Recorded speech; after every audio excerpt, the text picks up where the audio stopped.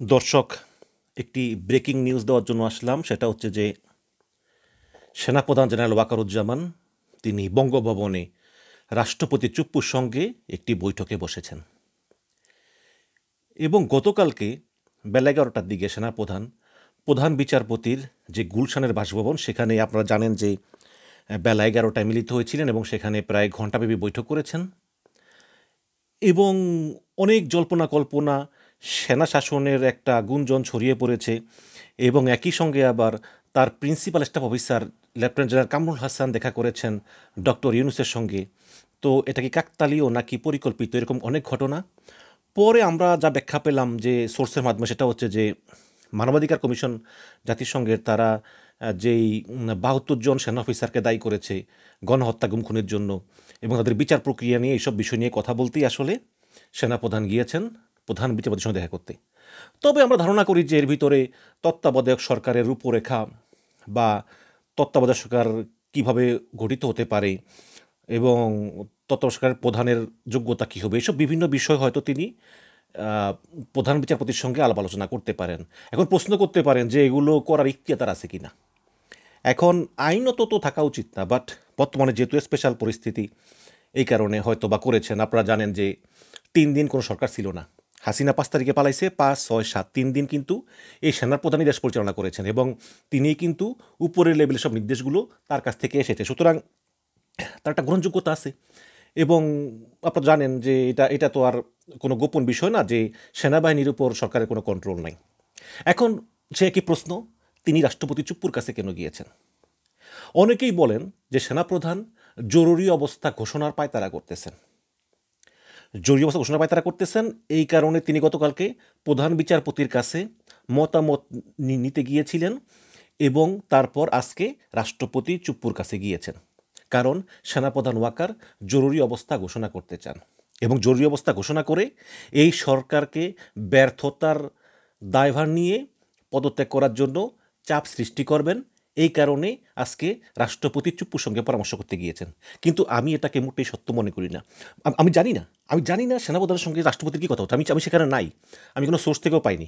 কিন্তু কিছু যুক্তি আমি দিই। সেটা হচ্ছে কি যে যে রাষ্ট্রপতির কিন্তু কোনো ক্ষমতাই নাই জরুরি অবস্থা ঘোষণা করার।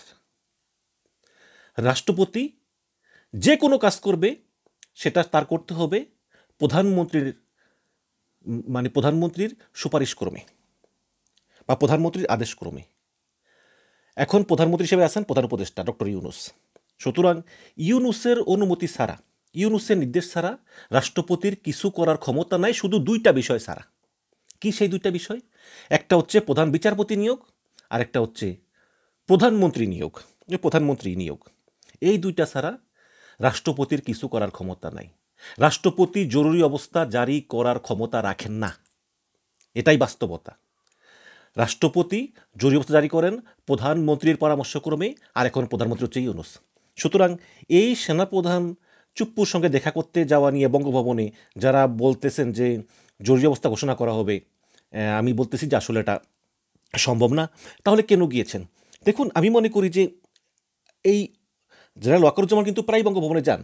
মাঝে মাঝে নিউজ হয়, মাঝে মাঝে হয় না। এখন যেহেতু পরিস্থিতি খুব টালমাটাল, এই কারণে এই নিউজটা হচ্ছে।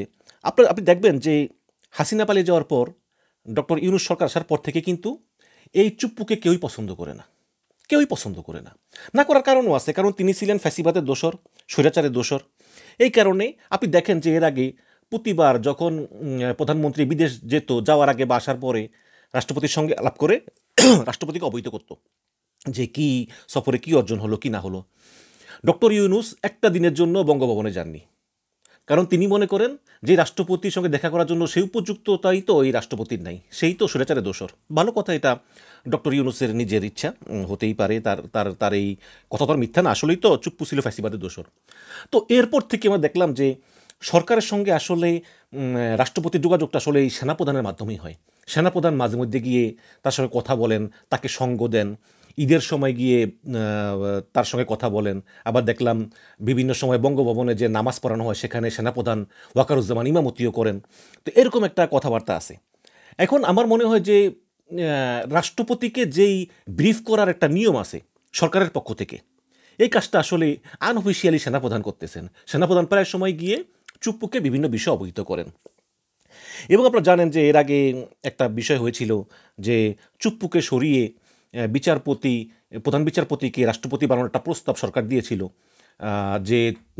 যে প্রধান বিচারপতি যদি একটা অধ্যাদেশ দেয় যে সংবিধানের 106 নম্বর ধারা অনুযায়ী রাষ্ট্রপতিকে অপসারণ করলাম, তাহলে এই বিচারপতি রেফাত আহমেদ তিনি রাষ্ট্রপতি হতে পারবেন। তিনি সেটা প্রত্যাখ্যান করেছেন।